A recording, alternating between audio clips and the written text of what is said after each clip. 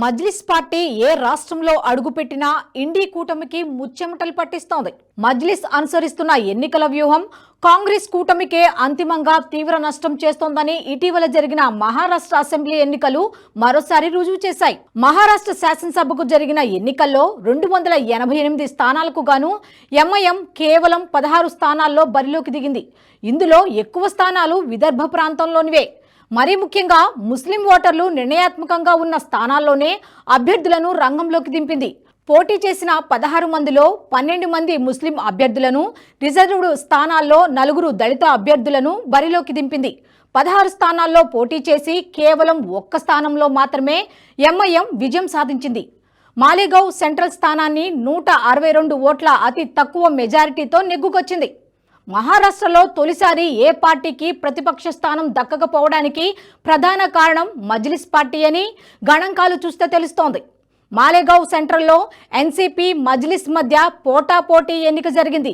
మాలేగావ్లో బరిలోకి దిగిన ఎస్పీ 9,000 పైచిలుకు ఓట్లతో 3వ స్థానానికి పరిమితమైంది. ఈ స్థానంలో బీజేపీ తన అభ్యర్థిని బరిలోకి దింపలేదు.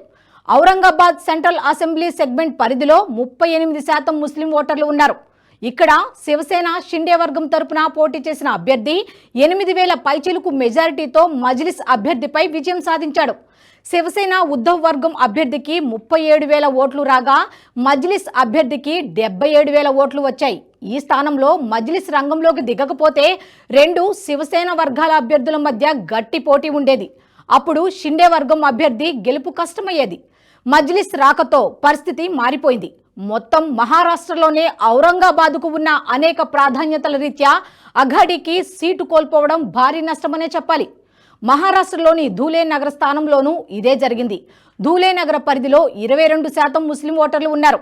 ఇక్కడ బరిలోకి దిగిన మజ్లిస్ అభ్యర్థికి 77,000 ఓట్లు రాగా బీజేపీ అభ్యర్థికి 1,16,000కు పైగా ఓట్లు వచ్చాయి. సుమారు 45,000 మెజారిటీతో బీజేపీ నెగ్గింది. శివసేన ఉద్ధవ్ వర్గం అభ్యర్థి 24,000 ఓట్లతో 3వ స్థానానికి పరిమితమయ్యాడు. ఇక్కడ సమాజ్వాదీ పార్టీ కూడా తన అభ్యర్థిని పోటీలో నిలిపింది. ఈ ప్రయత్నం ఘోరంగా విఫలమైంది. ఇండి కూటమిలోని ఎస్పీ కూడా అదే కూటమిలోని పార్టీ అభ్యర్థిని ఓడించింది. సోలాపూర్ సెంట్రల్ స్థానంలోనూ ఇదే పరిస్థితి. సోలాపూర్ సెంట్రల్ పరిధిలో 25% ముస్లిం ఓటర్లు ఉన్నారు. మజ్లిస్ అభ్యర్థికి 61,000 ఓటర్లు రాగా బీజేపీ అభ్యర్థికి 48,000 మెజారిటీతో విజయం సాధించాడు. కాంగ్రెస్ సీనియర్ నాయకుడిని, స్థానికంగా బలమైన నేతను బరిలో దింపితే 16,000 ఓట్లతో సరిపెట్టుకుంది. ఔరంగాబాద్ ఈస్ట్ స్థానంలో పోటీ మరింత ఆసక్తికరంగా జరిగింది. ఈ సెగ్మెంట్లో 37% ముస్లిం ఓటర్లు ఉన్నారు. ఔరంగాబాద్ నగరం సహా మొత్తం జిల్లాలో మజ్లిస్ ప్రభావం బలంగా ఉంటుంది. మజ్లిస్ రాష్ట్ర అధ్యక్షులు ఇంతియాజ్ జలీస్ బరిలోకి దిగి సుమారు 91,000 ఓట్లు కొల్లగొట్టాడు. బీజేపీ అభ్యర్థి కేవలం 2,000 పైచీలకు మెజారిటీతో గట్టెక్కగా కాంగ్రెస్ అభ్యర్థికి చాలా కష్టంగా 12,000 ఓట్లు వచ్చాయి. నాందేడ్ సౌత్ పరిధిలో 23% ముస్లిం ఓటర్లు ఉన్నారు. మజ్లిస్ అభ్యర్థికి 15,396 ఓట్లు రాగా వంచిత్ బహుజన్ అఘాడీ అభ్యర్థికి 33,000 పైచిలుకు ఓట్లొచ్చాయి. ప్రతిపక్షాల మధ్య ఓట్లు చీలడంతో శివసేన షిండే వర్గం అభ్యర్థి 2,000కు పైగా ఓట్లతో గట్టెక్కాడు. హిందూ ఓట్లను చీల్చడానికి మజ్లిస్ పార్టీ ఓ 10 మంది డమ్మీలను రంగంలోకి దింపగా మజ్లిస్ ఓట్లు చీల్చడానికి మరో 10 మంది డమ్మీలను అఘాడీ కూటమి బరిలోకి దింపిన వ్యూహం బెడిసికొట్టి ప్రతిపక్షాల మధ్య ఓట్లు చీలిపోయి షిండే వర్గానికి విజయం దక్కింది. శివాజీనగర్ స్థానాన్ని ఎస్పీ 3వసారి కేవలం 12,000 మెజారిటీతో కైవసం చేసుకోగా మజ్లిస్ అభ్యర్థికి 42,000 ఓట్లు వచ్చాయి. మజ్లిస్, ఎన్సీపీ, శివసేన షిండే వర్గాల మధ్య ప్రధాన పోటీ నెలకొంది. పోటాపోటీ కారణంగా ఎన్సీపీ సహా షిండే వర్గం కూడా ఈ స్థానాన్ని కోల్పోవలసి వచ్చింది. ఈ స్థానంలో సమాజ్వాదీ పార్టీ ఆధిపత్యాన్ని 2 కూటములు నిలువరించలేకపోయాయి. మజ్లిస్ పార్టీ పోటీ చేయడం వల్లనే తాము ఓడిపోయామని ఎన్సీపీ విమర్శలకు దిగింది. కరంజా శాసనసభ నియోజకవర్గంలో 21% ముస్లిం ఓటర్లు ఉన్నారు. ఎన్సీపీ, బీజేపీ, మజ్లిస్ పార్టీల మధ్య పోటాపోటీ ఎన్నిక జరిగింది. బీజేపీకి 35,000 ఓట్లు రాగా మజ్లిస్ అభ్యర్థికి 31,000 ఓట్లు వచ్చాయి. ఎన్సీపీ 3వ స్థానంలో పరిమితం కావడంతో బీజేపీ అభ్యర్థి 4,000 ఓట్ల అత్యవసర మెజారిటీతో గట్టెక్కాడు.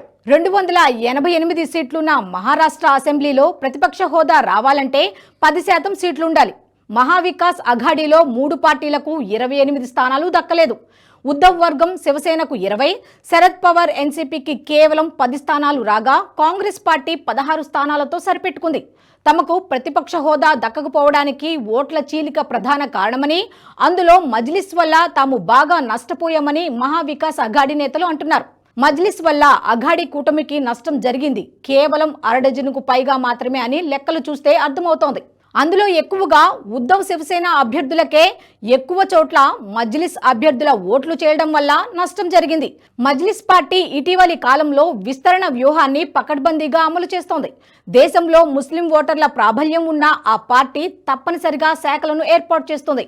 తాత్కాలికంగా మజ్లిస్ విస్తరణ వ్యూహం కాకతాళీయంగా బీజేపీకి అనుకూలించినట్టు అనిపించవచ్చు. కానీ అంతిమంగా మజ్లిస్ లాంటి మతతత్వ శక్తి దేశంలో మరిన్ని ప్రాంతాలకు విస్తరించడం ప్రమాదకరం. రాబోయే రోజుల్లో మజ్లిస్ పార్టీ విస్తరిస్తూ పోతే రాజకీయ పార్టీలకు ఏ మేరకు నష్టం జరుగుతుందో తెలియదు, కానీ ప్రజా జీవనానికి మాత్రం ఖచ్చితంగా భంగం కలుగుతుంది. ఈ వీడియో మీకు నచ్చినట్టయితే లైక్ చేయండి, 10 మందికి షేర్ చేయండి. అలాగే కామెంట్ల రూపంలో మీ అభిప్రాయాలను మాతో పంచుకోండి. Nationalist hub group of channels ను సబ్స్క్రైబ్ చేసుకుని తెలుగునాట జాతీయవాద జర్నలిజాన్ని ప్రోత్సహించండి. ఈ వీడియో కింద ఉన్న బెల్ ఐకాన్ పై క్లిక్ చేయడం మర్చిపోవద్దు.